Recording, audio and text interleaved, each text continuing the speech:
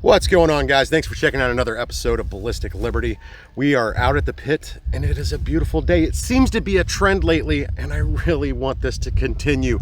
No more rainy days, no more Ballistic Liberty videos of us sitting at a desk with a green screen. This is what we like. So today we're going to be taking a look at this shooting platform. It's a Savage Arms. Let's go get a closer look at it.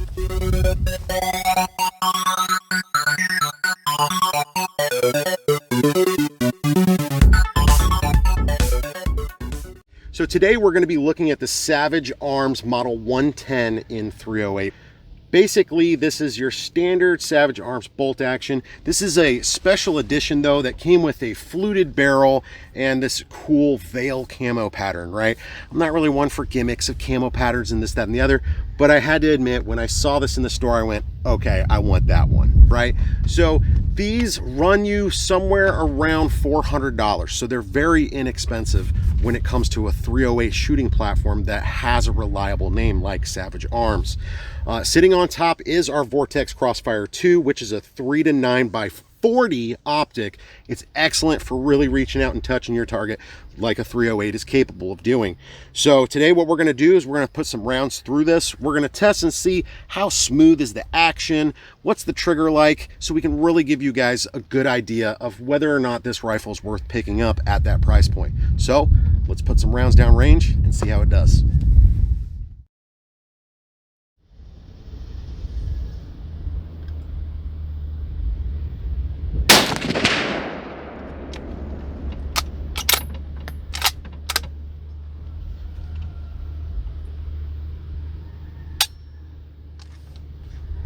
That's no good.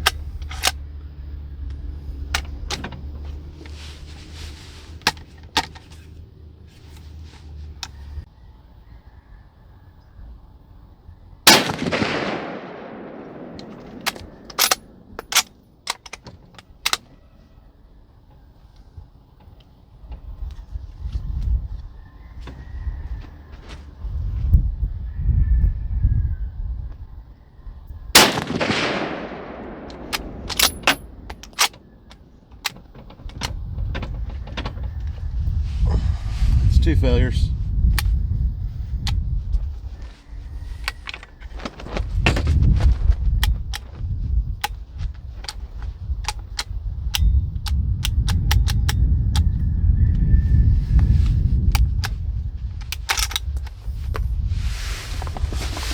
Let's see if we damage this round at all. It's scuffed up a little bit, but it's not too bad.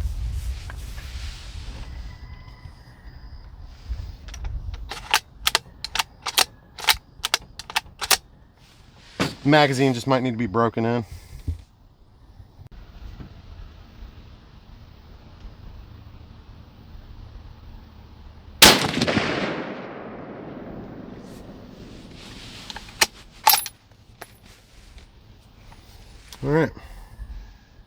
All right guys, so looks like we had a couple of failures there, right? I did some troubleshooting to figure out why it was that the bolt was getting held up a couple of times. And, you know, I'm chalking most of it up to the fact that the gun's not broken in, right? This is a brand new rifle. There's going to be some grooves you're going to have to wear in this thing to make it slide real nice, right? And we do have this thing lubed up just fine, so that's not really a factor. I think it just needs to be broken in a little bit, just the same way you would with any kind of moving part on a firearm. Additionally, the magazine. So I did notice a big difference in when the magazine is in and when it's not on how smooth that bolt pull is. I also noticed that there is some wear on the bluing on the magazine, which means that that bolt is scraping up against the top lips of this magazine. So could just be a stock Savage magazine problem. Maybe we get an aftermarket magazine, we won't have that issue. But it did seem to cause the magazine to push outwards a little bit. It didn't unseat fully, but it pushed outwards a little bit, which caused a misfeed. So not what you want to happen when you're trying to rack another round to, say, take a second target when you're deer hunting. You know, that's not an ideal situation. So I definitely, at the very least, recommend that if you do pick up a Savage bolt action rifle like this, the Model 110, I mean, I've had experience shooting this same type of model before, never had any issues, but break it in, get those rounds through it, get a nice groove going. before you're going to use this, say, for hunting or anything where you're going to rely on it, right? I want to go over some of the pros and cons. So first pro is this thing is probably the most comfortable buttstock I've ever felt in my entire life. You can put this thing right up against your shoulder and sling that 308 round downrange, and you have absolutely zero issues with the recoil. You're not going to get sore after putting a couple mags downrange. It's just a really nice, comfortable rubber end on this buttstock, which I really do enjoy. So one of the other things that I really like about this is the trigger. It has a really short travel. It feels really great. It's a very low poundage. I don't know the exact number of the poundage. I'm sure you can look that up on Savage's website, but it's absolutely a smooth, seamless trigger. It's really nice. You really got to get your finger on there and pull it to really understand like how nice that trigger pull feels. Additionally, the bolt is extremely easy to remove for cleaning or any kind of modifications that you need to make. You literally just pull the trigger, and you have this little lever here that you press on, and the bolt comes right out, right? So, and it's just as easy to put right back in. You just line it back up and it's retained again, right? So again, it needs some breaking in, it needs some TLC, some proper lubrication, but all in all, the fluted barrel, the look and feel, the texture and the stippling up front on your handguard up here really feels good. It looks like it has a 3-position safety on it. So the fully safe position on this is you can't pull the trigger, and you also can't rack the bolt. Then there's a second safe position where you can't pull the trigger, but you can rack the bolt. And then finally you have your third, which is your firing position, which you can pull the trigger and you can rack the bolt. So I found that kind of interesting, that they have a 3-position safety like that. Definitely got to get used to that, because, you know, for most people on a thumb safety like this, on a shotgun or a bolt action rifle like this, you're going to push forward until you hear that click, right? Until you feel it click into a new selection. And then you're not going to be able to pull your trigger, and you might sit there wondering, well, what the hell?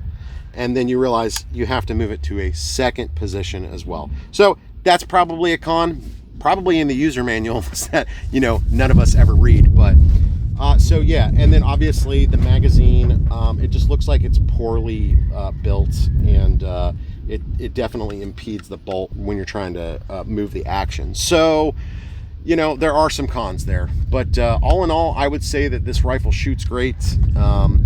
If you're looking for a nice bolt action rifle that's within a good budget price range, that you can break in and make it fit to you, this is a great platform to go with. I would recommend you guys checking them out. At least there are about 4 or 5 different variants of this model, so some are cheaper, some are a little bit more expensive, but go check it out. For the dollar amount, it's really, you know, it's worth it. It's worth checking out and getting it out on the range and really seeing what it's capable of in your own hands. All right, guys, so thanks for checking out this episode of Ballistic Liberty. We appreciate you looking at this rifle with us. If you are interested in checking out the Savage Arms 308 platform, they have multiple different models that fire this. They also have 5.56 and 223 Wild and a bunch of other stuff. Definitely check them out. We'll put their link in the description. Go check out Savage Firearms. It's not a paid sponsorship or anything like that. We've just used a lot of their rifles in the past, and we really like some of the products that they put out. So if you guys haven't heard yet, we did a review on the Romeo 7S. It's an amazing optic, and we're giving it away for free. Definitely go back to that video and check so you can get all the details on how to enter to win that optic. Shipping's free, everything's free. We will make sure we send it directly to your doorstep. You'll get it in your hands. You won't have to pay a cent for it. So anyway, thanks guys. Please stick around for next week. We've got another video coming up. We think you're gonna like what you're gonna see. It's Tuesdays at 9 a.m. See you then.